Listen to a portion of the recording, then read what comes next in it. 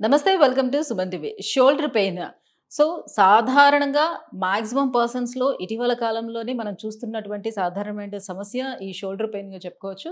ఈ shoulder pain ఎన్ని రకాలుగా ఉంటుంది, ఎలాంటి వారిలో ఎక్కువగా మనం చూడొచ్చు, సో ఏ రకంగా మనం సిమ్టమ్స్ తెలుసుకోవచ్చు, అండ్ ఎటువంటి శస్త్రచికిత్స అనేది అవసరమే లేకుండా ఈపియాన్ పెయిన్ మేనేజ్మెంట్లో దీనికి ఎలాంటి ట్రీట్మెంట్ అందుబాటులో ఉంది, ఈ విషయాలను అడిగి తెలుసుకుందాం. మనతో పాటు ఉన్నారు డాక్టర్ మీనల్ చంద్ర గారు, EPN pain management, Jubilee Hills branch.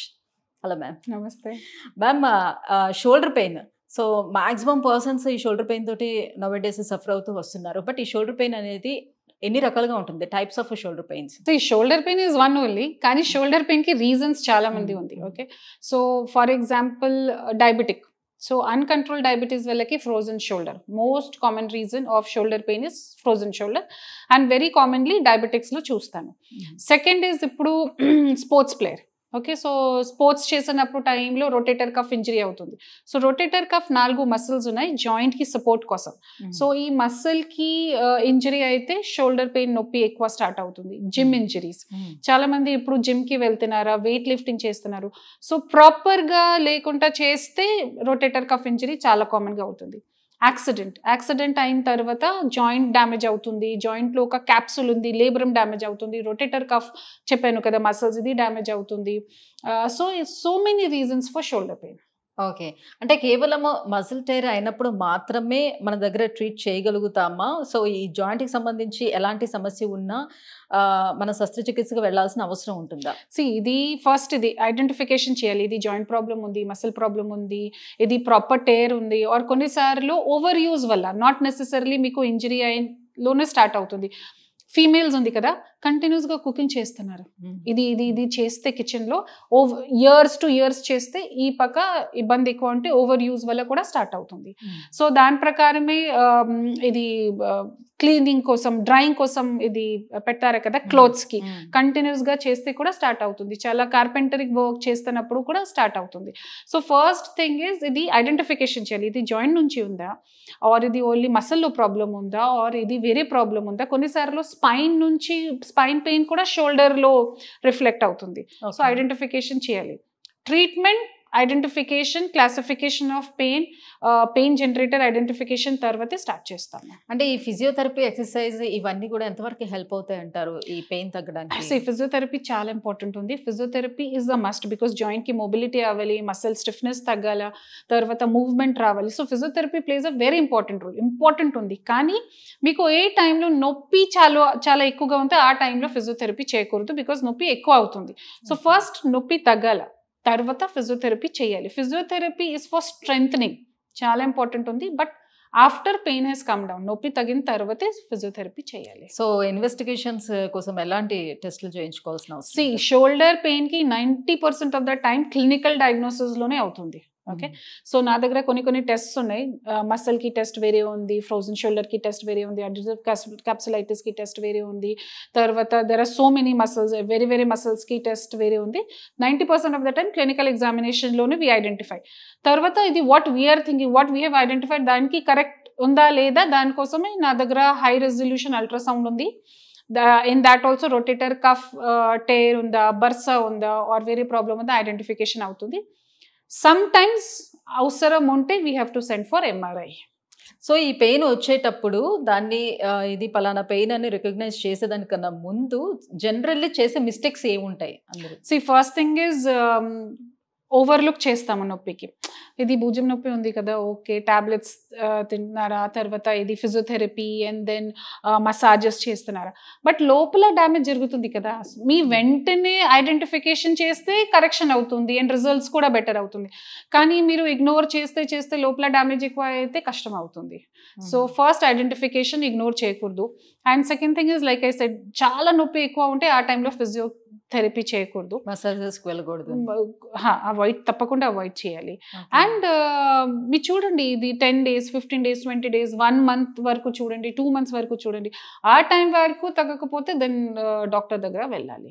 So any swelling like అలాంటిది వచ్చేటప్పుడు వాళ్ళు ఏవైనా టాపికల్స్ అప్లై చేయటం, హిట్ బ్యాగ్స్ కానివ్వండి, ఇట్లాంటివి పెడుతూ ఉంటారు కదా, అలా చేయొచ్చు అంటారా? ఇది ఓకే, మీకు సిమ్టమ్స్ ఉంటే, విపరీతం నొప్పి ఉంటే, రాత్రి పడుకున్నప్పుడు ఇబ్బంది ఉంటే హాట్ ప్యాక్ పెట్టండి, కోల్డ్ ప్యాక్ పెట్టండి, కొన్ని పేషెంట్స్ కి ఏ సూట్ అవుతుందో దాని ప్రకారం పెట్టండి. బట్ ఇది ఓన్లీ టెంపరీ బేసిస్, 1-2 days వరకు.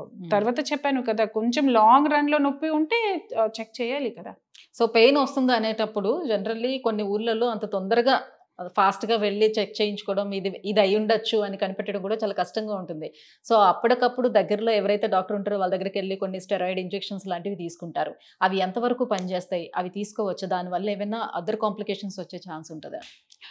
Steroids means it's a double edge sword. Okay, కొన్ని కేసెస్లో ఫర్ ఎగ్జాంపుల్ రుమటాయిడ్ ఆర్థరైటిస్ ఉంది and sometimes spondyloarthropathies, autoimmune డిసార్డర్స్లో స్టెరాయిడ్స్కి రోల్ ఉంది. ఓకే, బట్ ఫ్రోజన్ షోల్డర్కి, రొటేటర్ కఫ్ ఇంజరీకి, జిమ్ ఇంజరీ, స్పోర్ట్స్ ఇంజరీస్లో స్టెరాయిడ్స్కి యూజ్ లేదు. Because steroid is anti inflammatory, కొంచెం నొప్పి తగ్గిపోతుంది, బట్ ఇట్స్ టెంపరీ కదా, it's not permanent. And damage కూడా జరుగుతుంది, సో డ్యామేజ్కి రిపేర్ చేయాలి కదా, it's not that we have to bring down the pain.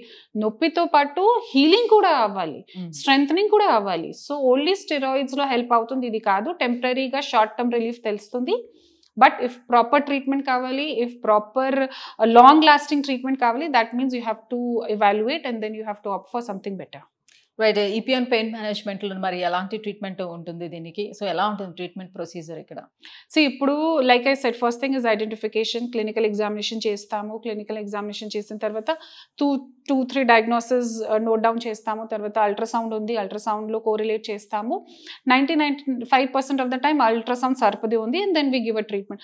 కొన్నిసార్లు లైక్ ఐ సెడ్ ఎంఆర్ఐకి అవసరం ఉంటే we send for MRI to correlate. ఒక్కసారి ఐడెంటిఫికేషన్ అయిన తర్వాత diagnosis once we have made, then నా దగ్గర most important treatment is platelet rich plasma therapy. So suppose జాయింట్లో డ్యామేజ్ ఉంటే, ఆర్థరైటిస్ ఉంటే, అడెసివ్ క్యాప్సులైటిస్ ఉంటే, వెన్ జాయింట్ మూవ్మెంట్ రిస్ట్రిక్ట్ అయింది ఆ టైంలో ప్రోలోథెరపీ చేస్తాము, బికాస్ జాయింట్కి మూవ్మెంట్ రావాలి, it is very important.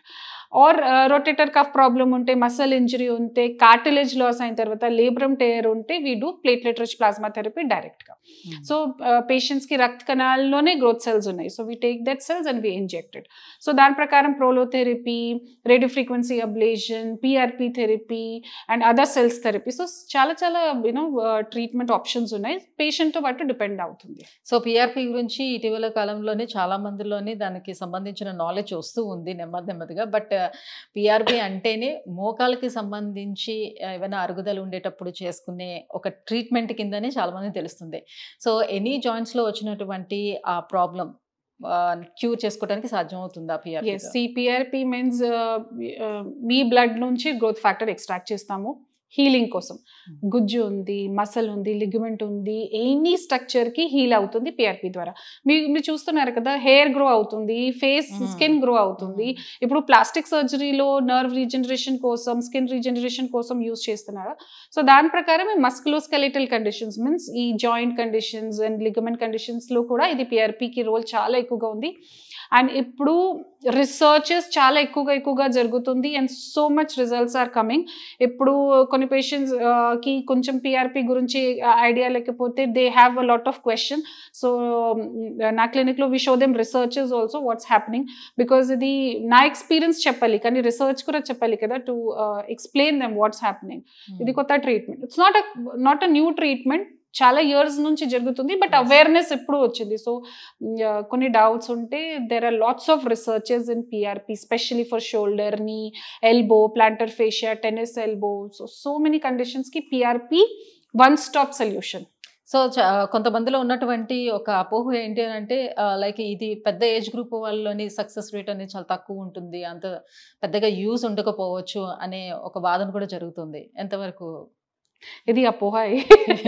C ఇప్పుడు PRP is what, platelet rich plasma. ప్రతి మనిషికి బ్లడ్ లో ప్లాస్మా ఉంటుంది. ఏజ్ వల్లకి బ్లడ్ ఉంది కదా, సో బ్లడ్ లో సెల్స్ కూడా ఉంది కదా, then only they are alive నా. సో ఎవ్రీ పేషెంట్ కి సెల్స్ ఉంది. సో పేషెంట్ కి కండిషన్ ప్రకారం what type of cells and what quantity of cells extract చేయాలి, దాని ప్రకారం సక్సెస్ రేట్ అవుతుంది.